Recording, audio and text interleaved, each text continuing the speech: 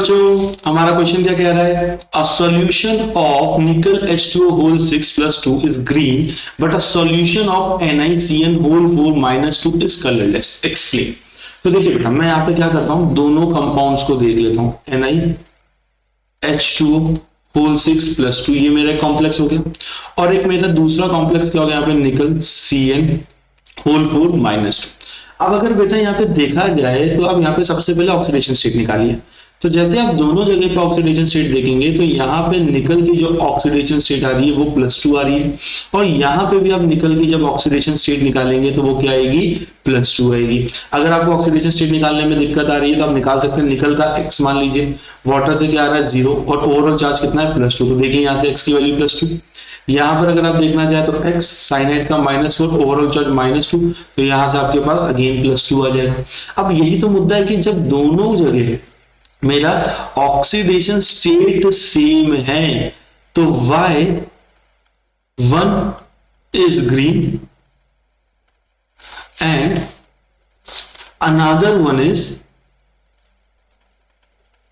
Colourless. क्यों एक green colour का है तो क्यों दूसरा हमारा कलरलेस है? तो इसी चीज को समझते हैं। तो देखिए बेटा, यहाँ पे एक बार लिगेंड्स पे भी नजर घुमा लेते हैं। ये जो आपका H2 है, ये आपका क्या, एक वीक फील्ड लिगेंड है, और यहाँ पे साइनाइड को देखें तो ये हमारा क्या बेटा, एक स्ट्रॉन्ग फील्ड लिगेंड है। तो होता क्या बेटा कि जब भी आपका लिगेंड मेटल को अप्रोच करता है तो उसके डी जो 5d जनरेट ऑर्बिटल जो उनमें स्प्लिटिंग होती है, तो 1 2 3 4 5 ये आप स्प्लिटिंग कराएंगे, 1 2 3 ये हो गया, और इसी गैप को हम क्या कहते हैं, डेल्टा O। ये हमारे कौन से ऑर्बिटल होते हैं, Eg, और ये हमारे क्या होते हैं बेटा, T2G। इसी तरीके से यहाँ पे भी 1 2 3 4 5 इनकी भी स्प्लिटिंग होगी, यहाँ पे स्प्लिटिंग होगी, ठीक है। तो 1 2 1 2 3, ठीक है बेटा। देखिए, एक का मैंने गैप छोटा दिखाया, एक का बड़ा, वो इस वजह से दिखा रहा हूं, उसके पीछे भी एक रीजन है। तो देखिए बेटा, अगर मैं निकल +2 की इलेक्ट्रॉनिक कॉन्फ़िगरेशन देखूंगा तो क्या होगी, आर्गन 3d6 होगा कि नहीं, क्या होगा, आर्गन 3d6।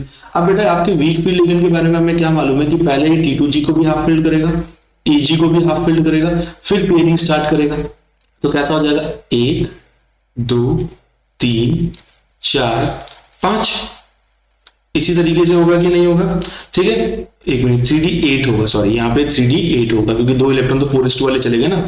फिर आपके 6 7 और ये आपका 8 आ गया कि नहीं। वहीं अगर मैं CN यहाँ पे निकल +2 जो है, यहाँ पे अगर निकल +2 की बात करूं तो इसकी इलेक्ट्रॉनिक कॉन्फ़िगरेशन भी आर्गन 3d8 होगी।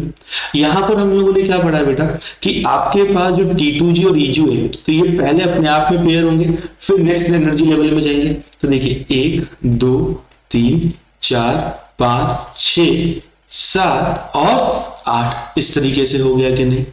आ रहा है बच्चों समझ में कि नहीं आ रहा, ठीक है। तो अगर मैं यहाँ पर देखूं तो यहाँ पर ये वीक लिगेंड होने की वजह से ये जो क्रिस्टल फील्ड स्प्लिटिंग एनर्जी यहाँ पर आई है, और अगर मैं इसकी क्रिस्टल फील्ड एनर्जी की बात करूं तो आपका अगर मैं इन दोनों में कंपैरिजन करूंगा तो ये जो वीक फील्ड लिगेंड से जो क्रिस्टल फील्ड स्प्लिटिंग एनर्जी आ रही है और स्ट्रॉन्ग फील्ड लिगेंड से जो क्रिस्टल फील्ड स्प्लिटिंग एनर्जी आ रही है, तो स्ट्रॉन्ग फील्ड वाला क्या करेगा, लीड करेगा। ये एनर्जी गैप हमारा क्या होगा, ज्यादा होगा इस एनर्जी गैप के कंपैरिजन में। इतना समझ में आया कि नहीं आया बच्चों, ठीक है। कैसे कैसे हमने लिगेंड्स देखे, लिगेंड्स कंपेयर किए सबसे पहले, फिर हमने क्या देखा, इनके ऑक्सीडेशन स्टेट के अंदर की इलेक्ट्रॉनिक कॉन्फ़िगरेशन लिखवाई, उसके हिसाब से हमने इलेक्ट्रॉन की क्या करा दी बेटा, स्प्लिटिंग करा दी।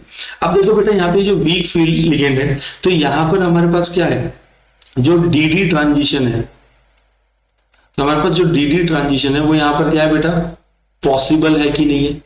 अब dd ट्रांजिशन अगर यहाँ पर पॉसिबल है तो क्या होगा, आपके पास एनर्जी एब्सॉर्ब करेगा कि नहीं करेगा।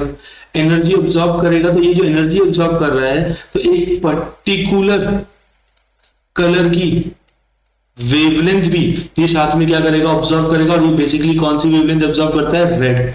और फिर अगर एमिशन की बारी आती है तो ये एक पर्टिकुलर कलर वेवलेंथ एमिट भी करता है कि नहीं, तो ये जो पर्टिकुलर वेवलेंथ की जो वेवलेंथ ये एमिट करता है वो हमारा क्या होता है बेटा, वो हमारा ग्रीन कलर दिखाई देता है।